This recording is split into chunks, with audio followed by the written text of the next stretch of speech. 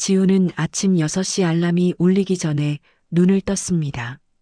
매일 같은 시간에 일어나는 습관이 몸에 밴 탓이죠. 옆에서는 아내 은지가 아직 새근새근 숨소리를 내며 자고 있었어요.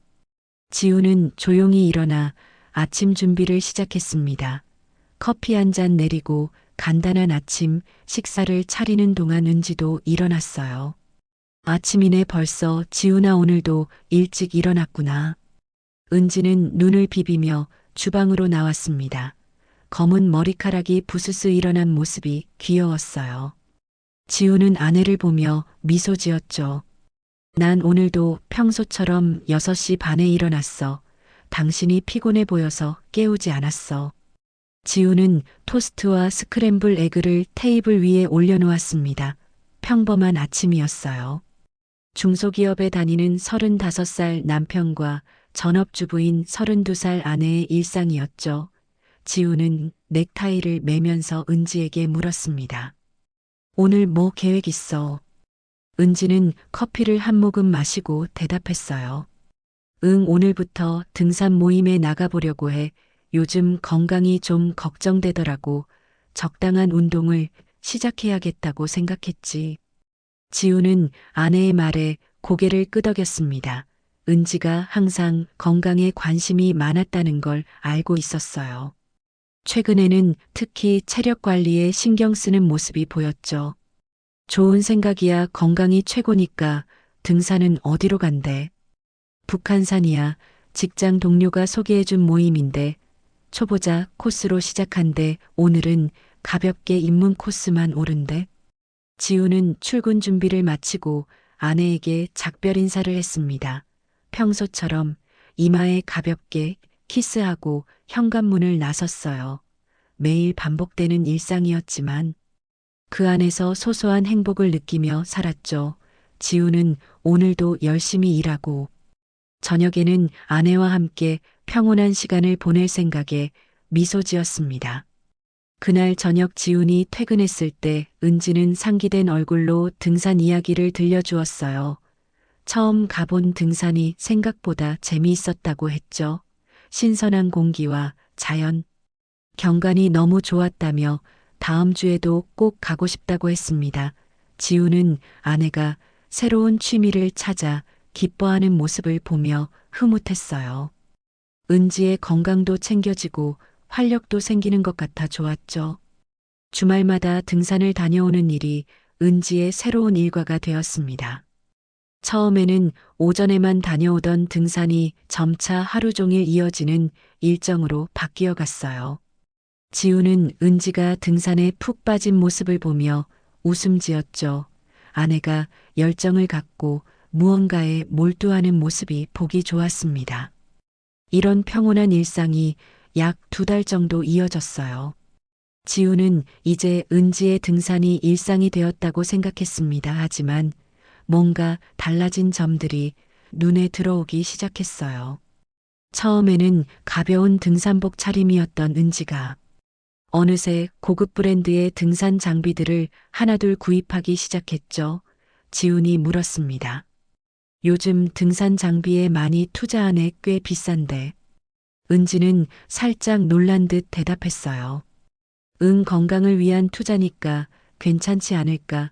좋은 장비가 있어야 안전하게 등산할 수 있대. 지우는 고개를 끄덕였지만 마음 한구석이 불편했습니다. 은지의 통장에서 꽤 큰 금액이 나간 것을 우연히 보게 되었거든요. 등산 장비치고는 좀 과한 금액이었죠. 하지만 지우는 그런 생각을 떨쳐내려 했습니다.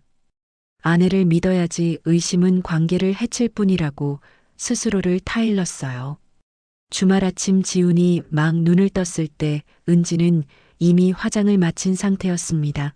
평소에는 등산할 때 화장을 거의 하지 않았는데 오늘은 달랐어요. 평소보다 진한 화장을 하고 머리도 신경 써서 손질했죠. 오늘도 등산이야. 지훈의 물음에 은지는 고개를 끄덕였습니다. 응, 오늘은 좀 어려운 코스를 도전해 보려고 해. 저녁에 좀 늦을 수도 있어. 모임 사람들이랑 저녁도 같이 먹을 것 같아서. 지우는 아내의 말에 순순히 고개를 끄덕였지만 갑자기 의문이 들었어요. 어려운 코스에 도전한다면서 왜 이렇게 화장을 공들여 하는 걸까? 등산하면 땀으로 다 번져버릴 텐데 말이죠. 하지만 지우는 그런 생각을 입 밖으로 꺼내지 않았습니다. 그날 저녁 지우는 집에서 혼자 저녁을 먹었어요. 은지에게 몇 번 연락을 시도했지만 통화가 되지 않았죠. 밤 10시가 넘어서야 은지로부터 문자 한 통이 왔습니다. 산에서 내려오는데 생각보다 늦었어. 모임 사람들이랑 식사하고 있어. 곧 들어갈게. 지우는 답장을 보냈어요. 알았어. 너무 늦지 말고 조심해서 들어와. 결국 은지는 밤 11시가 넘어서야 집에 돌아왔습니다. 살짝 술 냄새가 났어요. 지훈이 물었죠. 많이 마셨어. 은지는 고개를 저었습니다. 아니, 한두 잔 정도 산행하고 피로해서 다들 가볍게 마신 거야. 지훈은 더 묻지 않았어요. 하지만 마음 한구석이 계속 불편했죠. 등산을 마치고 술까지 마시면 꽤 피곤할 텐데. 은지는 오히려 생기 있어 보였습니다. 시간이 지날수록 은지의 등산 시간은 점점 길어졌어요. 처음에는 오후에 돌아오던 것이 저녁 시간을 넘기더니 이제는 밤 늦게까지 이어지는 일이 잦아졌습니다. 지우는 불안감을 떨칠 수 없었어요. 은지의 핸드폰을 몰래 확인하고 싶은 충동이 들었지만 그렇게 하면 신뢰가 깨질 거라는 생각에 참았죠. 하지만 의심은 점점 커져갔습니다. 주중 어느 날 저녁 지우는 회사 일을 일찍 마치고 집으로 돌아왔습니다. 예고 없이 일찍 퇴근한 날이었어요. 현관문을 열고 들어가자 은지가 전화 통화하는 소리가 들렸죠. 지우는 무심코 귀를 기울였습니다. 이번 주말에도 갈 수 있을 것 같아. 내 남편은 의심 안 하고 신용해 주니까 걱정 없어. 은지의 목소리였어요. 지우는 가슴이 철렁 내려앉는 기분이었습니다. 대화 내용이 의심스러웠죠. 은지는 지훈이 왔다는 것을 알아채고 급히 통화를 끊었어요. 누구랑 통화했어? 지훈의 갑작스러운 질문에 은지는 살짝 당황한 기색을 보였습니다. 아, 등산 모임 단톡방에서 이번 주 산행 계획 세우고 있었어. 오늘은 왜 이렇게 일찍 왔어? 은지의 말투가 평소와 달리 서둘러 주제를 바꾸려는 듯 했어요. 지우는 의심이 커졌지만 표현하지 않았습니다. 아내를 믿고 싶었죠. 그날 밤 지우는 잠을 이루지 못했어요. 은지의 통화 내용이 계속 머릿속에서 맴돌았습니다. 남편은 의심 안 한다는 말이 자꾸 신경 쓰였죠. 무슨 의미일까? 단순히 등산에 관한 이야기였을까? 아니면 다른 의미가 있는 걸까? 지우는 이런저런 생각에 뒤척이다 새벽녘에야 겨우 잠이 들었습니다. 주말이 되자 은지는 아침 일찍부터 등산 준비를 했어요. 평소보다 더 신경 써서 옷을 골랐고 화장도 꼼꼼히 했습니다. 지우는 그런 은지를 관찰하며 물었죠. 요즘 등산 갈 때마다 왜 이렇게 화장을 진하게 해? 땀 흘리면 다 지워질 텐데. 은지는 잠시 손을 멈추더니 대답했어요. 요즘 등산 후에 단체 사진 많이 찍어서 그래. 사진 찍을 때 얼굴이 안 좋아 보이면 좀 그렇잖아. 지우는 더 말하지 않았습니다. 은지의 설명이 합리적으로 들렸지만 마음에는 여전히 의심이 자리 잡고 있었어요. 그래도 지우는 아직 은지를 믿고 싶었죠. 평소처럼 은지는 등산 가방을 메고 집을 나섰습니다. 지우는 창밖으로 은지가 나가는 모습을 지켜보았어요. 그런데 건물 앞에서 은지가 탄 차는 등산 모임차가 아닌 낯선 승용차였습니다.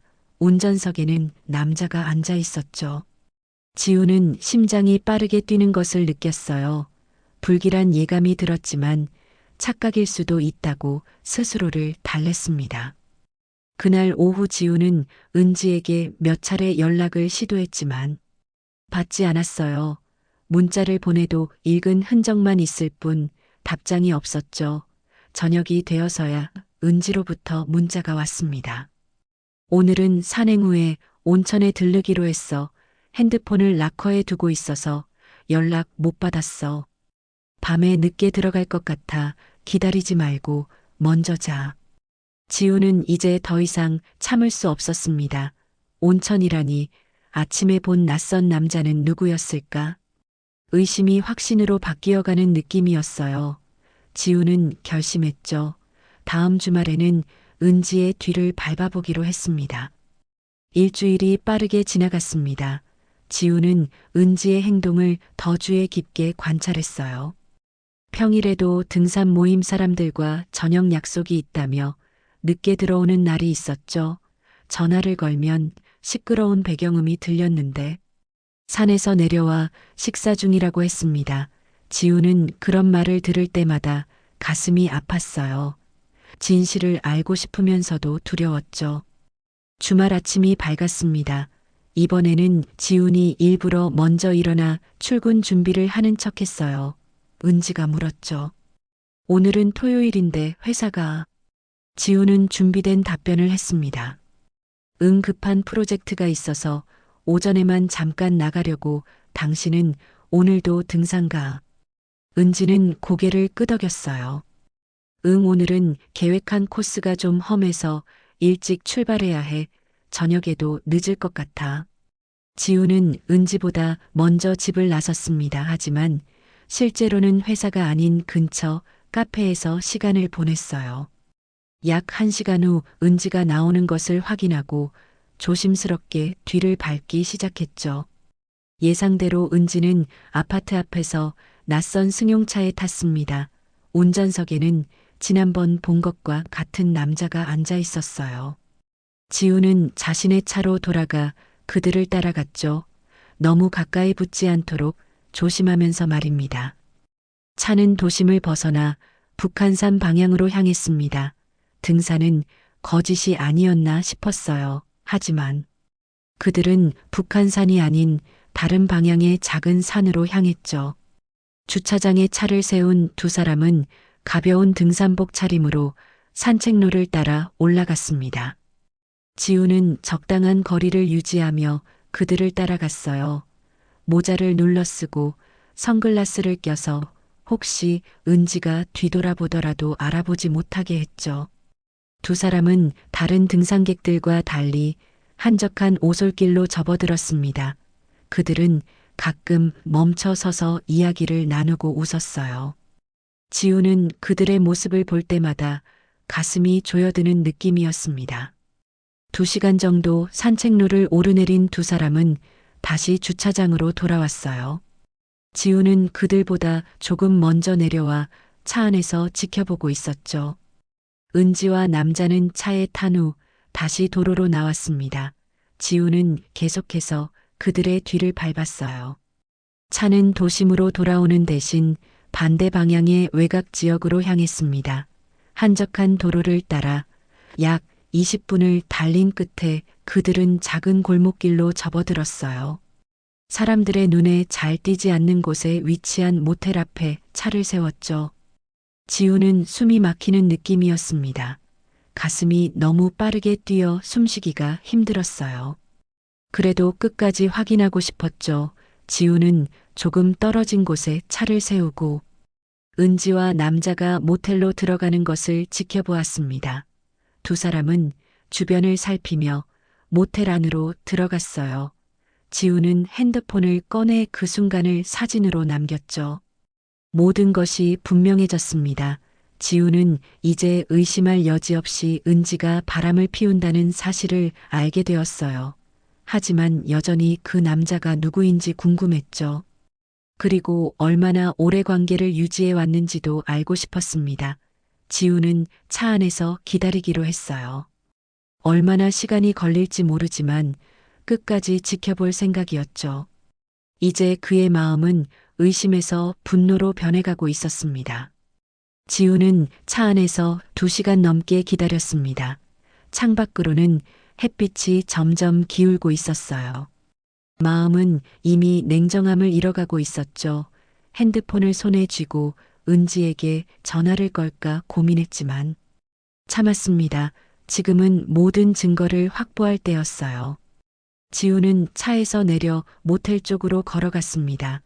1층에 있는 로비는 비어 있었어요. 무인 모텔이라 사람이 없었죠. 지우는 건물 주변을 천천히 걸으며 어떤 소리가 들리는지 주의를 기울였습니다. 2층으로 올라가는 계단을 발견하고 조용히 올라갔어요.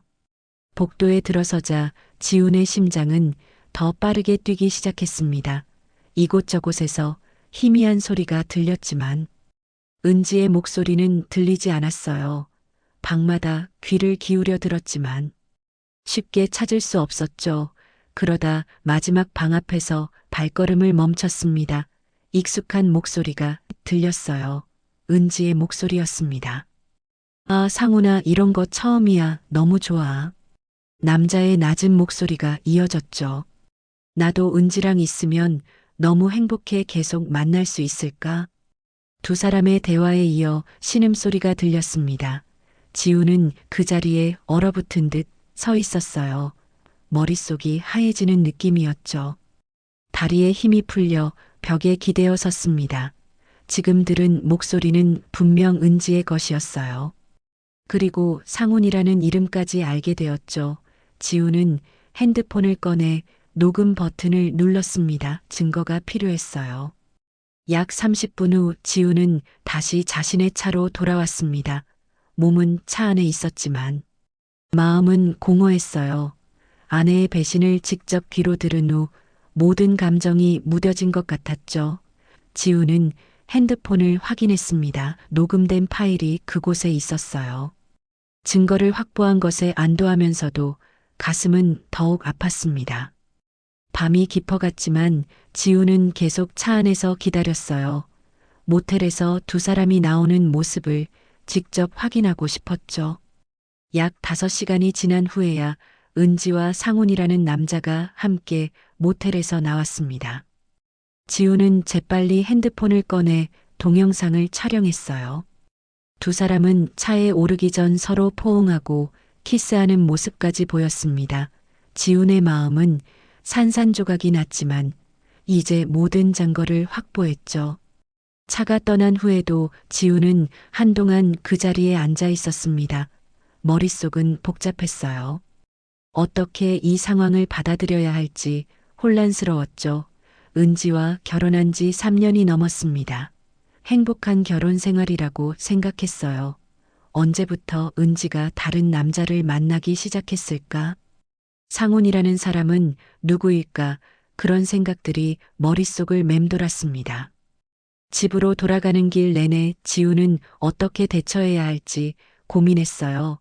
당장 집으로 가서 은지에게 모든 것을 물어볼까? 아니면 냉정하게 법적인 대응을 준비할까? 머릿속은 혼란스러웠지만 한 가지는 분명했습니다. 더 이상 예전의 관계로 돌아갈 수 없다는 사실이었어요. 신뢰는 이미 완전히 깨져버렸고 지훈의 마음에는 분노와 배신감만 남았죠. 지훈은 집으로 향하는 대신 근처 호텔을 찾았습니다. 오늘 밤은 혼자 있으며 생각을 정리하고 싶었어요. 내일 아침 은지를 만나 모든 것을 밝힐 계획이었죠.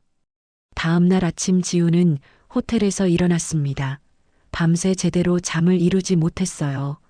눈은 충혈되고 머리는 지끈거렸죠. 하지만 마음은 이제 차분해졌습니다. 어떻게 해야 할지 결정을 내렸어요. 지우는 증거들을 다시 한번 확인했습니다. 모텔에 들어가는 사진 신음소리가 담긴 녹음 파일, 그리고 모텔에서 나오며 키스하는 동영상까지 모든 것이 명확했어요. 더 이상의 의심이나 변명의 여지가 없었죠. 은지에게 문자를 보냈습니다. 나 곧 집에 갈게. 얘기할 게 있어. 잠시 후 은지의 답장이 왔어요. 알았어. 기다릴게. 어디 있었어? 걱정했어.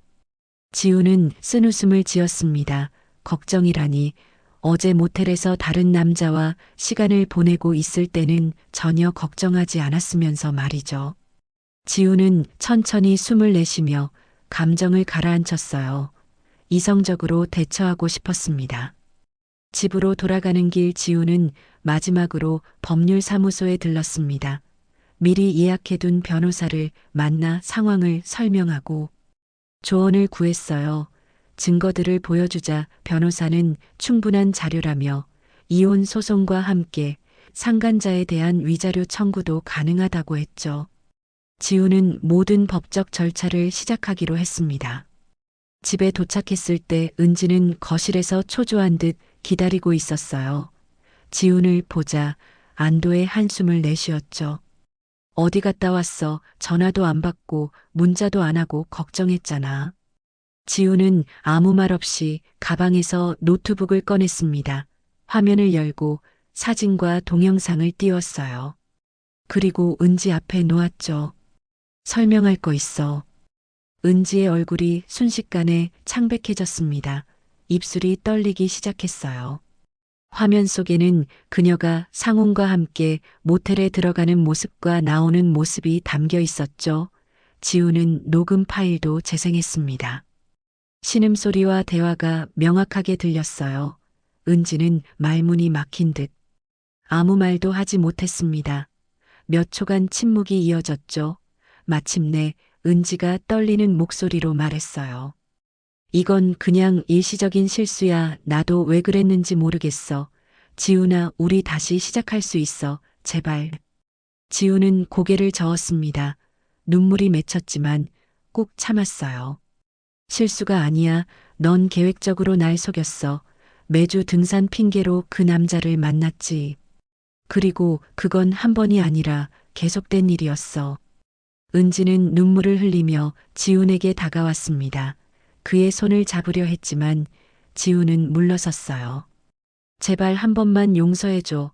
다시는 이런 일 없을 거야. 난 정말 널 사랑해. 지훈은 냉정하게 대답했습니다. 사랑이라고 우리가 결혼한 지 3년 동안 넌 얼마나 오래 날 속여왔어. 그 상훈이란 남자는 누구야? 은지는 흐느끼며 대답했어요. 이전 직장 동료야. 6달 전에 우연히 만났는데 그냥 실수로 이어졌어. 정말 용서해줘. 6달이나 됐다는 말에 지우는 가슴이 무너지는 것 같았습니다. 반년 동안 계속 속아왔다니 말이 되지 않았어요. 지우는 깊은 한숨을 내쉬며 말했죠. 이미 끝났어. 난 변호사도 만났고 이혼 소송을 준비하고 있어. 내 불륜 상대에게도 위자료 청구할 거야. 은지는 무릎을 꿇고 울었습니다. 그럴 수 없어. 지훈아, 제발. 하지만 지훈의 결심은 확고했어요. 가방을 들고 방으로 향했죠. 필요한 물건들을 챙기기 시작했습니다. 당분간은 친구 집에서 지낼 생각이었어요. 은지는 계속해서 매달렸지만 지훈은 더 이상 마음이 움직이지 않았습니다. 우리가 함께 보낸 시간은 뭐였어? 지훈이 물었어요. 그 모든 날들이 거짓이었던 거야. 은지는 대답하지 못했습니다. 그저 계속 용서해달라는 말만 반복했어요. 지훈은 짐을 다 챙긴 후 현관으로 향했죠. 은지가 그의 팔을 붙잡았습니다. 제발 가지 마. 우리 다시 시작할 수 있어. 상담도 받고 노력할게. 지훈은 고개를 저었어요. 이제 믿음이 완전히 깨졌어. 다시 시작할 수 없어. 변호사가 곧 연락할 거야. 문을 닫고 나오자 지훈은 깊은 한숨을 내쉬었습니다. 3년간의 결혼 생활이 이렇게 끝날이라고는 상상도 못했어요. 집을 나서는 발걸음이 무거웠지만 돌아갈 수는 없었죠. 지훈은 친구에게 전화를 걸어 상황을 설명하고 잠시 머물 수 있는지 물었습니다. 다행히 친구는 흔쾌히 승낙했어요. 다음 날 아침 지훈은 회사에 휴가를 냈습니다. 정신적 충격으로 일에 집중할 수 없었어요. 변호사 사무실을 다시 방문해서 필요한 서류들을 준비했죠. 증거 자료들을 정리하고 이혼 소송을 본격적으로 시작했습니다. 상간자인 상훈에게도 위자료 청구 소송을 제기했어요.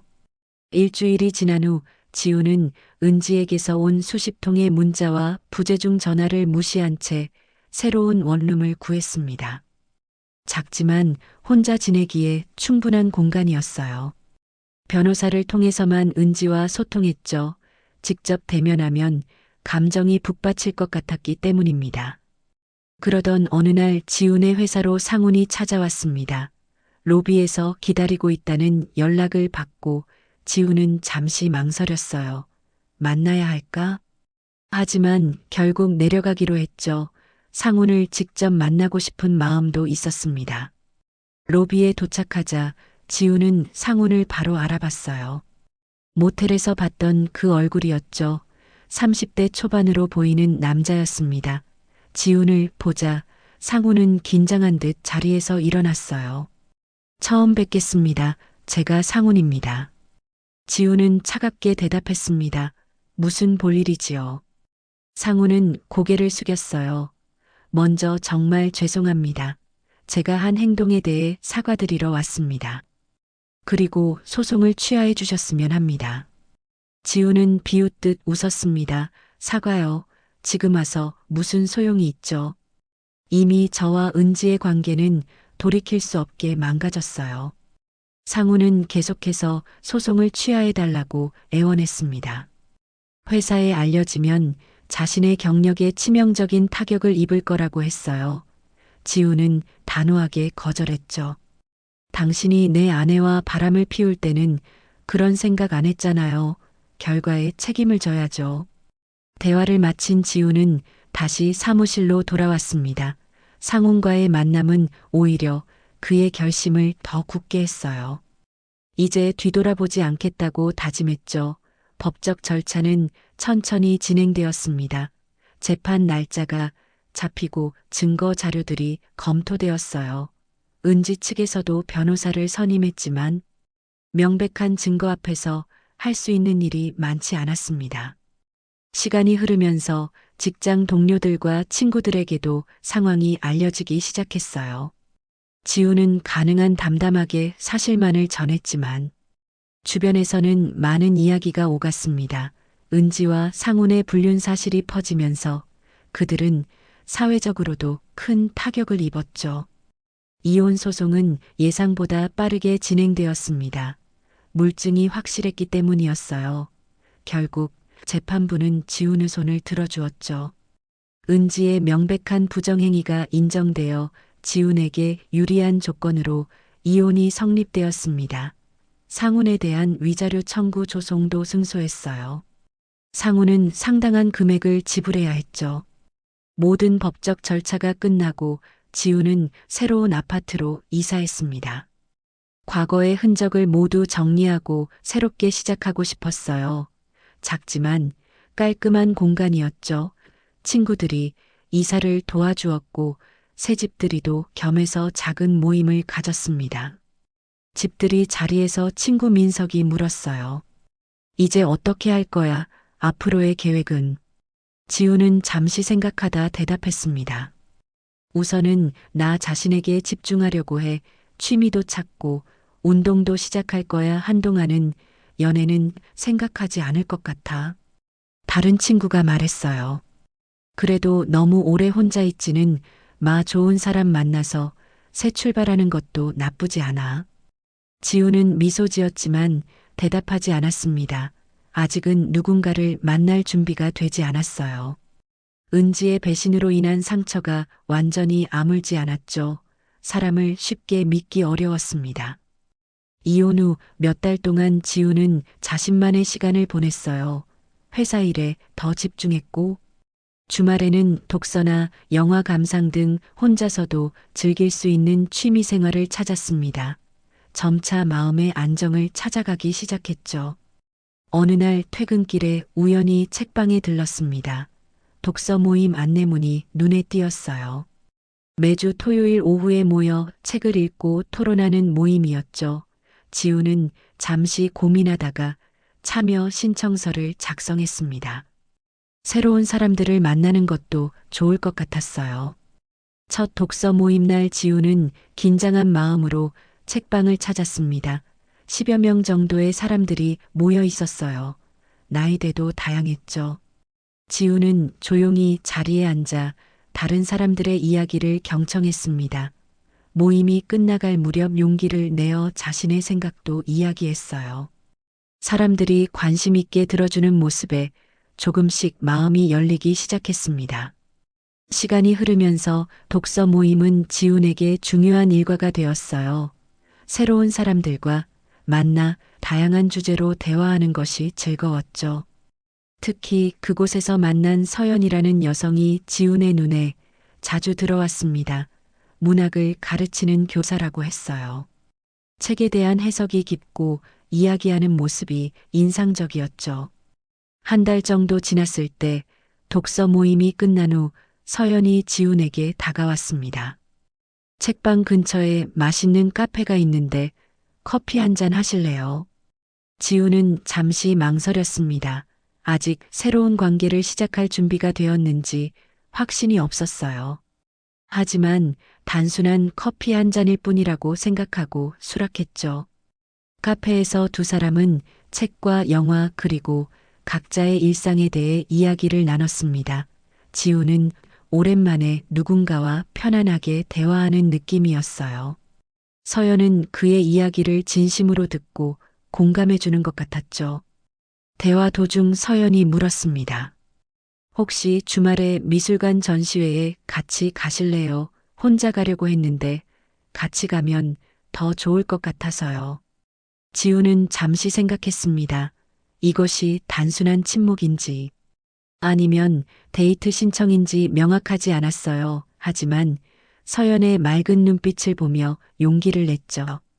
좋아요, 같이 가요. 집으로 돌아오는 길에 지훈은 가슴이 가볍게 뛰는 것을 느꼈습니다. 오랜만에 느끼는 설렘이었어요.